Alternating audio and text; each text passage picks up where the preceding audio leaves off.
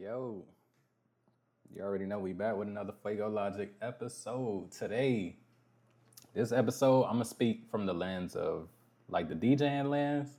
So this is definitely past like that beginner stage. This is more in the intermediate, maybe tapping into the expert a little bit, but yeah. I'm gonna show y'all how I will go about blending different tracks. So let's say I got an inquiry to make a mix for a dance org or whatever the case may be. This is kind of how I go about that process. Or if you literally just trying to blend two songs together and trying to do it in like the smoothest possible way, I'm gonna show you how I go about that process. So right now we got two songs loaded up. Hold up. It's your girl. And then we got, so that's with me and DJ Cam, and then we got me and Trail 5. So first, before anything, I'm gonna go ahead and remove the dead silence from the beginning because we don't really need that. Just a quick like expert tip or whatever. Whenever you working with MP3 files, always make sure to remove your dead silence in the beginning. Being that it's a compressed audio file, you'll always have like that subtle dead silence in the beginning. So boom, now that we got rid of that, what I want to do next, now if you just blend in the songs, like it's just as simple as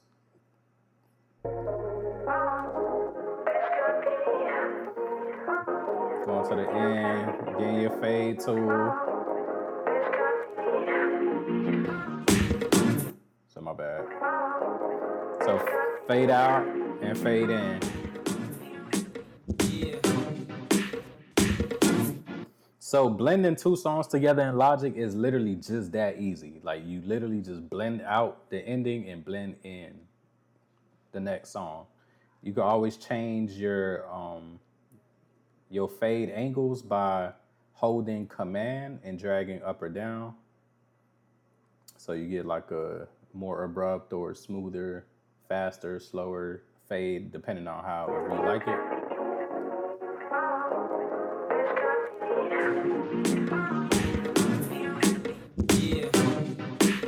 All right.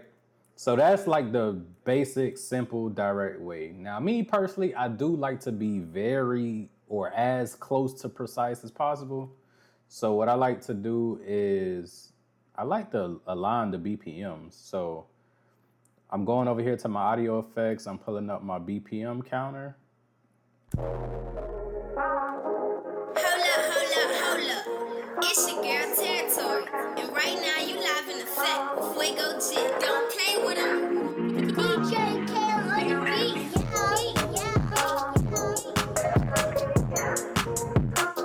So that says 75 BPM. Personally, I like to work double. So we're gonna put that at a 150. I'm gonna go ahead and use the flex mode using Command F if you aren't familiar with flex, or actually just clicking on this DNA symbol.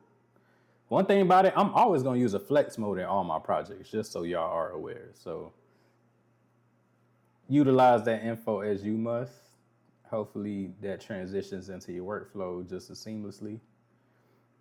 And then I'm gonna go ahead, I'm gonna mute the first track that we already found a BPM for. I'm gonna upload a BPM counter on this next track. So this is a 135. So I'll go here, type 135 in the project tempo. I'll flex that. Go rhythmic over here. So now, being that we flexed this first track, we slowed it down to the 135. So now it's on tempo with the 135 BPM.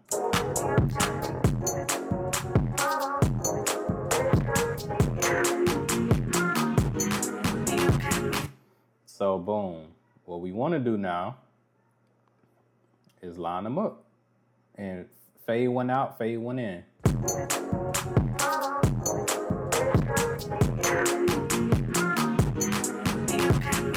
So let's say I wanted to end this song right here. I'll probably chop this section right here, mute the back, holding Control M to mute the back section that was highlighted. And then I'm gonna unmute the second track. And then if I leave it abrupt, like adding no fades, it'll sound like this right now, being that we align the tempos.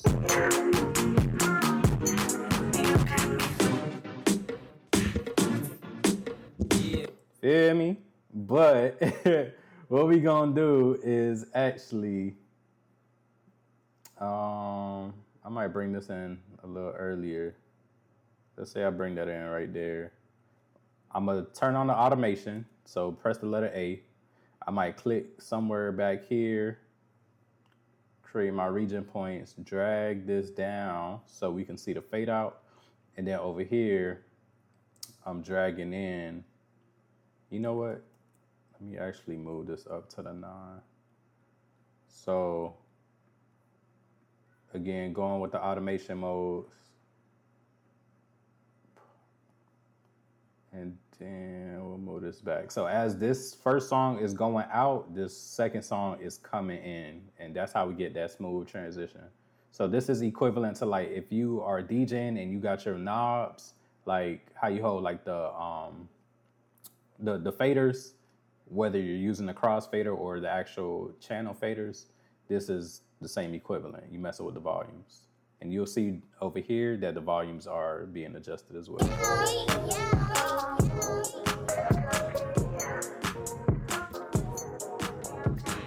So first song going down, second song coming in.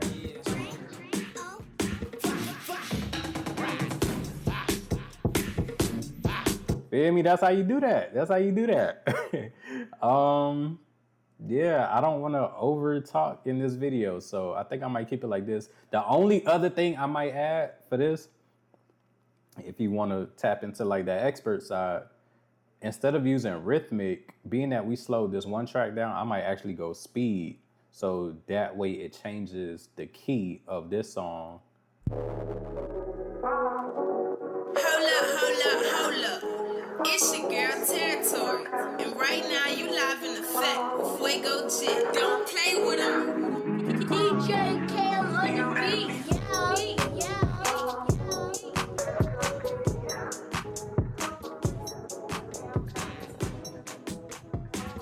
And again, the automation is doing this work.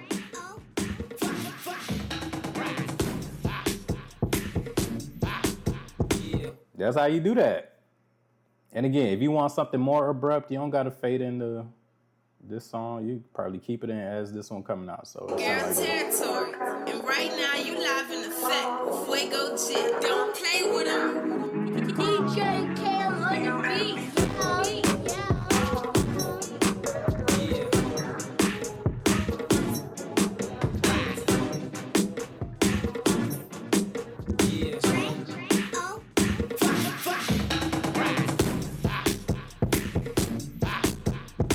And that's just how you do that. That's how you do that. You don't got to overthink. You don't got to overprocess. I think that's kind of straightforward. Now, if you do need extra help, feel free to leave a comment. Let me know what part I should go more in depth on. Maybe you want new examples on some. Just let me know. But again, I come from the DJing background, virtual DJ, Serato DJ, into producing. So I always think with a DJ-like mindset. So this is how you would kind of like transfer that DJ mindset onto Logic, blending 2 different songs. Instead of like working on a project that's like building up the beats and adding each individual sound or whatever, if you're just working with 2 separate songs and you kind of wanted to blend them in together, this is a way to do it. I'm not going to say this is the way. I don't never like telling people this is the way to do something because there's so many different ways to be creative when using this platform or any DAW for that matter. But I'm gonna end the video right here. Appreciate y'all tapping into another episode of Fwea-Go Logic. Leave any comments, anything you want me to go over specifically. Once again, I do more cater to the people that don't necessarily have all the equipment in the world and probably don't have all the access to get to certain rooms or whatever the case may be. All you need is a MacBook, bro. A MacBook, Logic. You don't even need the headphones. Headphones definitely help. You don't even need the studio monitors, but monitors help when it comes to leveling. But for the most part, as long as you got the laptop and you got the DAW already got all the sounds within it. Logic already comes with over like 30,000 integrated sounds and damn near any instrument you could think of embedded. So it's really just about learning how to work the program. But yeah, appreciate y'all. Let's go. Let's create.